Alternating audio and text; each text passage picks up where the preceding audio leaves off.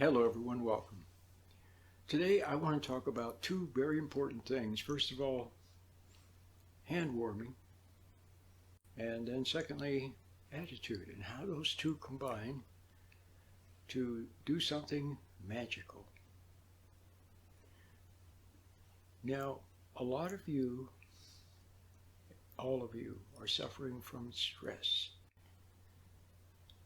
Obvious symptoms of stress and not so obvious. Stress basically means that you're reacting to something on the outside.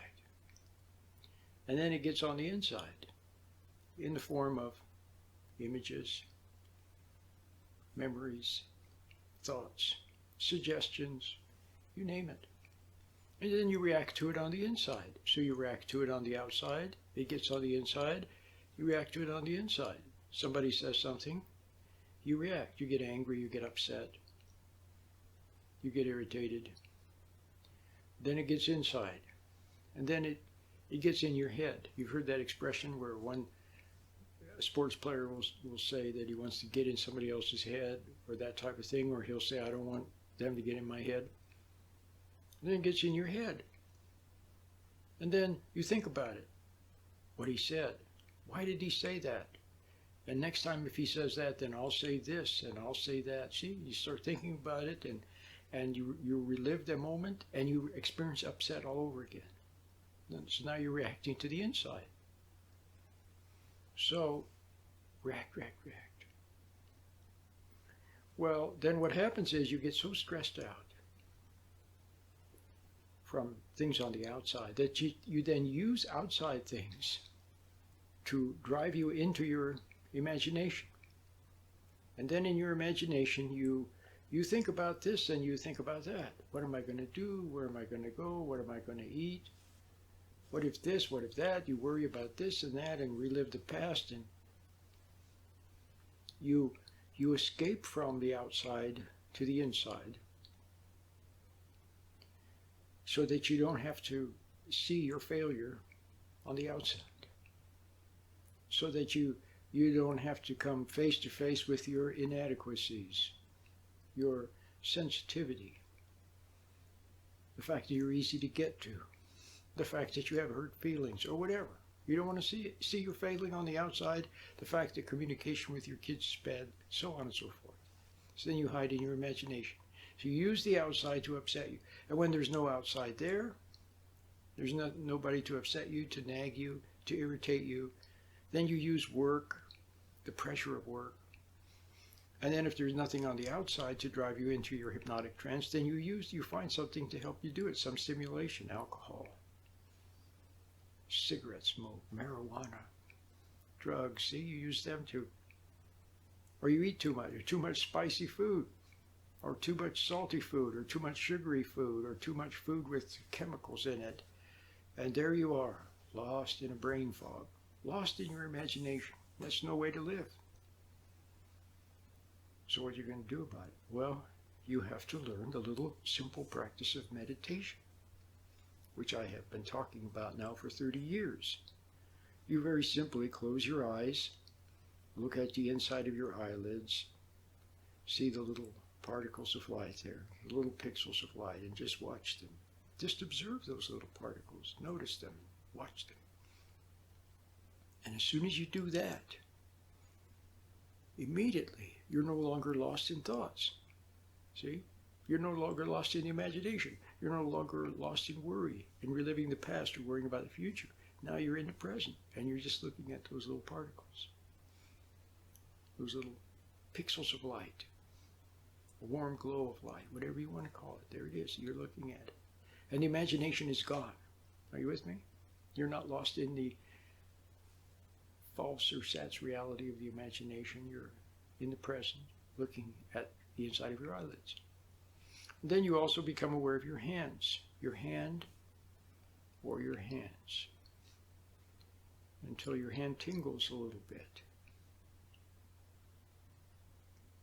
And you can be aware of your whole hand, or you can be aware of one finger at a time, with your eyes closed, looking at the little pixels of light, and aware of your hand at the same time. Now what that does is it very effectively seals out the stress. It reconnects you with your ground of being. Gets you out of your imagination. And not only that, but you come very close to spiritual light, which is actually what you're looking at. When you look at the inside of your eyelids, that's what you're looking at. Spiritual light. And then you extend that light to your body by way of your hands. Flows into your hands. Isn't that beautiful?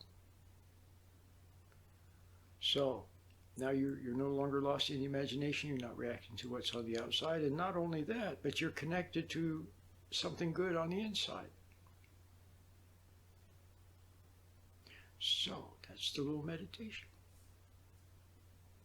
Now, a couple more ideas I need to add. Number one. So, well, let me continue. We want to keep this very simple, don't we? We want to keep it very simple. That's what I'm trying to do. So now you go out into the world. And now you have you're slightly distant. Sure, you're still friendly with people and you go to work and you are a mom or dad or student, whatever you are. But now you're not so reactive anymore. Not so emotional. See, you're calmer.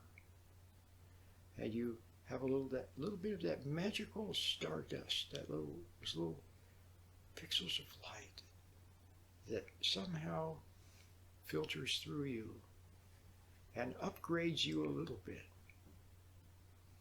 You're out in the world, now you're not so upsettable, you're calmer. So that's good for you and it's good for other people. But now, we'll call what you attained when you practice a little meditation, we'll call it the meditative state. Christ called it the heavenly state. If you read the Sermon on the Mount, in the Kabbalah manuscript, which was written in Aramaic, beautifully translated by the Yonan Codex Foundation, you read in the translation that we always see, like King James or New English Standard or NAS, I can't think of all the names of it, but you know all the different Bibles. It usually says, blessed are this and blessed are that and blessed are these. Well, it's a little different when you read the Kabbalah manuscript. But a heavenly state, see, is what those people have who are in the Spirit. Well, see, you're not in the world. You're not lost in imagination. You're not lost in emotions. You're in the Spirit, a heavenly state. So now, what you want to do now is to carry that with you, which you will. But it would be nice if there were a simple little thing that you could have or do that would help to remind you, although it will remind you, and to keep it being extended to your body. See, now your body is very reactive. Your body is basically a slave of the world because you've failed in the past. When you could have been unselfish, you were selfish. Or when you could have remained calm, you became resentful or angry. See what I mean? You failed. It was like a spiritual failing. But maybe, you didn't know any better. Or people were too much. They just teased you too much. They pressured you too much. All right, so it happened. And you were weak. You had a weakness. You didn't want to see it. You didn't want to admit that you were pushover. See, that you were easy to get to, but you were. Okay, so you failed in those moments. But now, your body, because of that, through conditioning, your body has become a slave of the world. So your body reacts. All someone has to do is walk into a room that looks like a teacher that you had, or looks like your mom, or has a voice like your mom, or like someone that you hated, and immediately your body starts reacting. Something, sweating, or a pressure. You have to perform, and nobody's pressuring you, but your palms get all moist and everything, and and you get all nervous because when you were a little kid, you were pressured, see, and then your body reacted.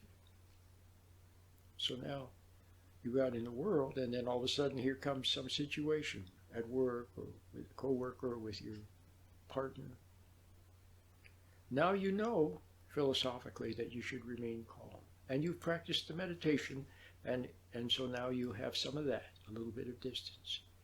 And yet you still feel part of you that's reacting. Well, and sometimes it can be, I don't want to say overwhelming, but the heartbeat or the emotions that rise, there they are. Well, wouldn't it be nice if there was something you could do short of, saying time out, calling a time out and going somewhere and meditating? Well, there is. And what it is when you go about your daily activities, you can be aware of your hands. You can be aware of your hands. When you're driving your car, aware of your hands. And then what will they feel? A little tingly. They'll become a little warm, a little tingly. Or when you're going for a walk, you're looking around at things, and at the same time you're aware of your hands because you know how to do it now because you've been practicing it with the meditation. You're sitting in a chair, you become aware of your hands. You're watching television, and you know you're not supposed to get into the television, that you should be a little distant and lightly notice it. And what helps you to do that? Just be aware of your hands. See? Somebody is going on and on about something. Instead of getting irritated, you just stand back and become aware of your hands, and they become a little bit warm, a little bit tingly. Is that beautiful? Try it. It's beautiful. And you're extending the light. It's like a gift to your body. Your poor old body, which is because of your failure as a human being, as a person. You became resentful and angry. Now your body is reacting. Well, now as a gift to your body, you remain calm and you become aware of your hands. They begin to get a little bit warm. You're extending that inner light to your hands, to your body. See, and it reminds you. It helps you to remain calm when you feel the calmness in your hands.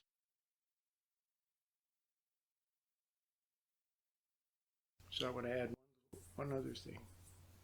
Does this work? Absolutely it works. Is it beautiful? It is. Is it almost too good to be true? Yeah, but it is true. There's only one little thing required. And what is that? Dad, you got to have an attitude of wanting to know the truth. Of seeing how you hurt your partner, your kids, and other people when you're impatient with them. Just seeing that. And seeing the need to be calm. See? And realizing that in the past you have been upset, you have been irritable, you have been impatient with them. You see it, and you're sorry about that. You see it, you shouldn't do that anymore. You see it clearly. Okay? And you don't try to duck it. You don't try to blame them. That's the right attitude. So now you see some people call the Beatitudes, the B attitudes.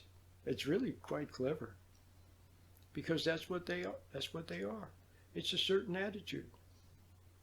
Now the meditation helps to put you in that heavenly state. But you have to want to be there. You have to want to know the truth. Be willing to face the truth. Love the truth. Don't try to duck the truth. See? All of that. Then you have the right attitude. And then the rest of life is like a piece of cake. It's like a cakewalk. That's right. You're so used to tension and nervousness and struggling, which people have taught you and trained you to be that way. Now, life becomes easier. So try the meditation. Try being aware of your hands when you go out in the day. And now with your new B attitude, life is good.